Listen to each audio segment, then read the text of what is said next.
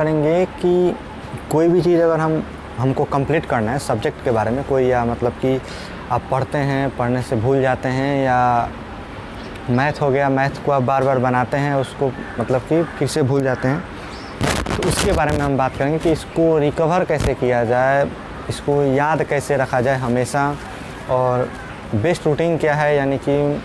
मतलब कौन ऐसा रूटीन पे अच्छा से पढ़ा जाए ताकि मतलब हमारा पढ़ाई भी इफ़ेक्टिव ना हो, प्रभावित ना हो, कि किसी मतलब नुकसान ना हो। तो देखिए, सबसे पहले ये कि अगर आप मैथ के बारे में हम बता रहे हैं कि अगर आप मैथ को पढ़ते हैं अच्छे से, ठीक है, और पढ़ने के बाद मतलब सवाल समझ में आ जाता है, फिर आप उसको भूल जाते हैं कि मतलब सवाल कैसे समझिएगा।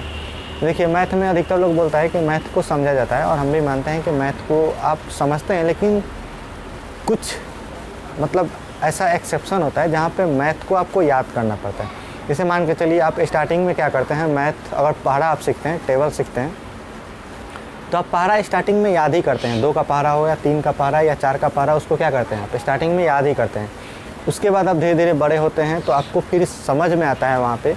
कि नहीं, उसको जोड़ के भी मतलब पहाड़ा को लिखा जा सकता है, गुना करके भी लिखा जा सकता है, तो उससे हम 20 के आगे तक पहाड़ा लिख सकते हैं, क्योंकि हम नॉर्मली 20 तक ही पहाड़ा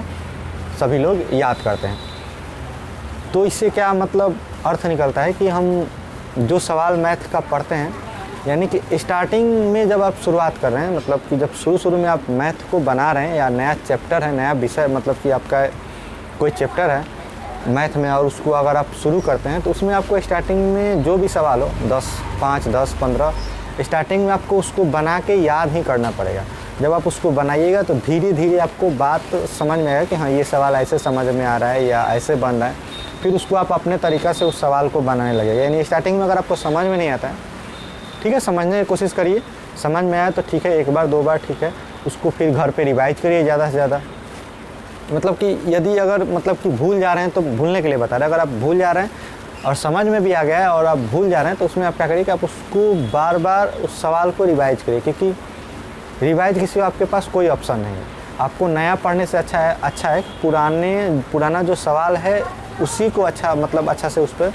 पकड़ बनाया जाए। अगर आपसे मतलब पकड़ बनाया जाए, और कोई अगर अलग पढ़ते हैं, मतलब 2-3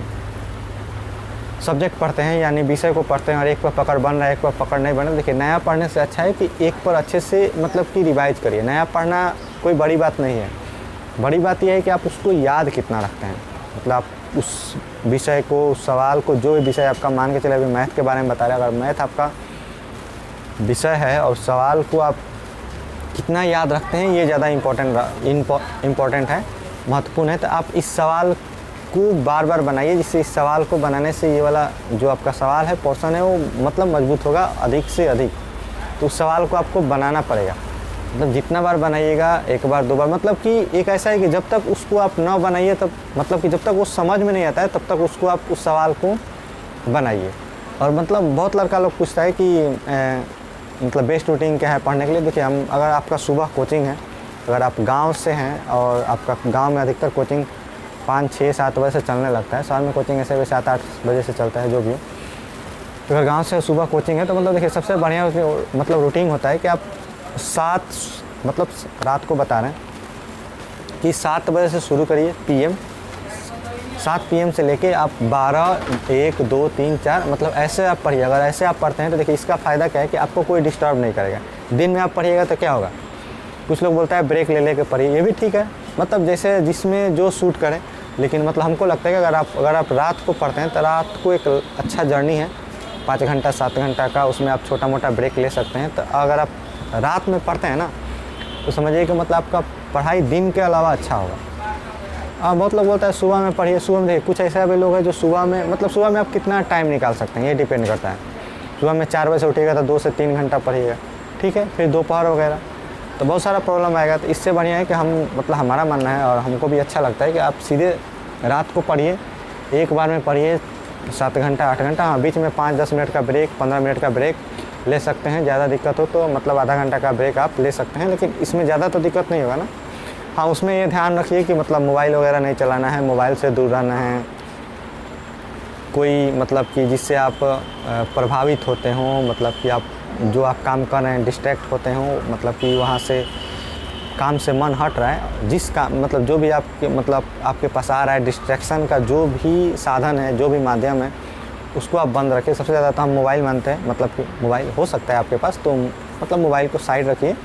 उतना देर के लिए। तो बस